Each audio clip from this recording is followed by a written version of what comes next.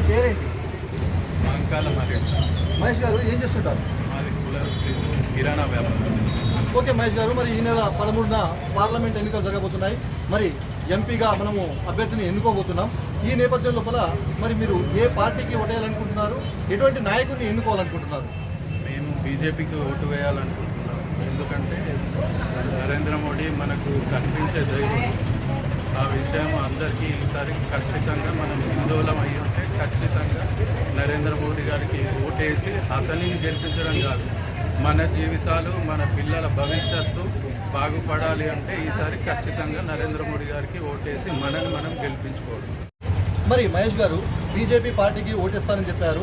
మరి అదేవిధంగా BJP party చేసినటువంటి ఎటువంటి అభివృద్ధి పనులకు మీరు చూసి బీజేపీకి ఓటేయాలనుకుంటున్నారు? ఒక్కటి కాదండి, 370 ఆర్టికల్ కానీ, రామ మందిరము 500 సంవత్సరాల నుంచి ఆ రాముడికి గుడి లేదు. అంత దురదృష్టం ఉండేది. మోదీ గారు వచ్చిన ఈ 10 సంవత్సరాల కాలంలో రామ మందిరం నిర్మించి. మరి మహేష్ గారు మీరు బీజేపీ పార్టీకి ఓటేస్తానని చెప్పారు. మరి బీజేపీ ఎటువంటి అభివృద్ధి పనులు చేసిందని చెప్పేసి బీజేపీ పార్టీకి ఈ పార్లమెంట్ ఎన్నికల్లో ఓటేయాలనుకుంటున్నారు? మన హిందువుల రామ మందిర కోరిక 500 సంవత్సరాల కిందిది. ఆ కోరిక ఈ 10 సంవత్సరాల కాలంలో మోదీ నెరవేర్చారు.